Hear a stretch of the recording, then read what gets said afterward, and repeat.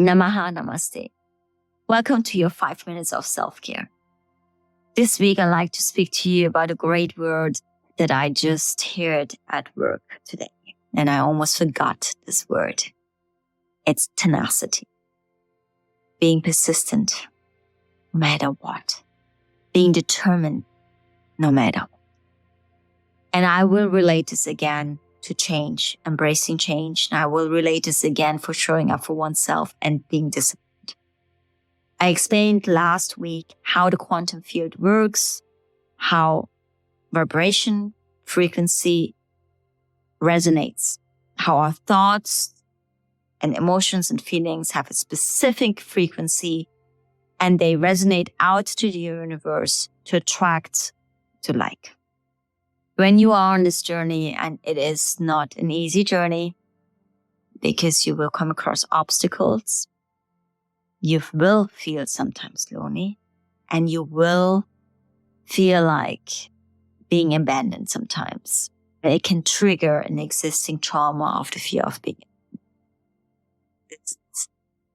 And doesn't feel fair or just, but it's not about it. It's about that you're staying determined and have a specific tenacity in your life to continue on the path of change. There will be moments that you would like to go back to your old life, that you like to be mindlessly hanging around with people, even though you do not actually agree what they say or what they do. But you wish to be able to go back. Wake up call. You can't go back. Once we have started the process of change and become so conscious and aware and be leveled up in our consciousness level, it is impossible to go back. It is impossible to go back to lower vibrational habits, thoughts, emotions, feelings, actions, and people. It's just not possible. Whatever worked for us just last week will not most likely work this week. And that's okay. That's why I'm asking you to be very tenacious about it, to show tenacity, to be staying determined and persistent in the approach of continuing to invoke change. So I mentor a part of the JCE in Monaco, which is the Jeune Chambre Économique Commerce. I hope I have now pronounced this correctly. Young entrepreneurs and young professionals.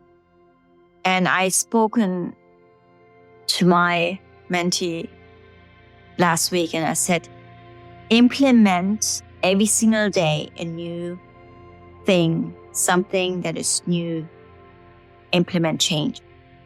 If this is walking all the way around, changing up your routine in the morning, changing a habit that you would do something in the evening different, whatever that is, but get used to change, adapt, train yourself to be flexible enough to adapt quickly and be tenacious.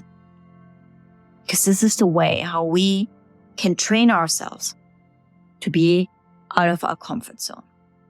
I'll give you another example. This week, I'm part of the Shaolin program with Shaolin Temple Europe, and it's a 12-month master program. And it's a dream come true for me to learn the martial arts of Kung Fu, Qigong, and Tai Chi. When I was younger, when I was a child, I did not have the time to do it because I was a ballet dancer and I was in a Russian academy. And I remember very vividly how many times I watched all these movies with my father. My father was Chinese and we were in Indonesia at that time, and we used to always watch martial arts movies. And the flow of the movements, the effortlessness, the steadiness, the tenacity of the practice, and staying determined to practice always fascinated. It fascinated me. And so eventually, by the age now of 45, I take on this program, which is physically demanding for me, but it feels natural in my body. So to cut the story short, I posted a training in the group of the Geraldine program. And I know it was part of our master program to also engage with the community. And I sometimes, believe it or not, quite shy on meeting new people. And obviously there were lovely comments, but there were also not so supportive comments. And I could notice in the beginning, do you allow this to trigger you? No. Use your wisdom of what you have experienced before. And putting myself out there and showing you how I practice puts me out of my comfort zone. Absolutely. Because I'm practicing something that I have never done before. Yoga is my forte. That's what I've done for the last 25 years. And I'm doing this to show actually only you guys how to work with change, to embrace something new, to have fun with it, and to just motivate and inspire and uplift you to do this and get out of your comfort zone. So I'm posting this. Now, obviously, there were some not great constructive feedback. And I was just thinking, oh, okay, there we go.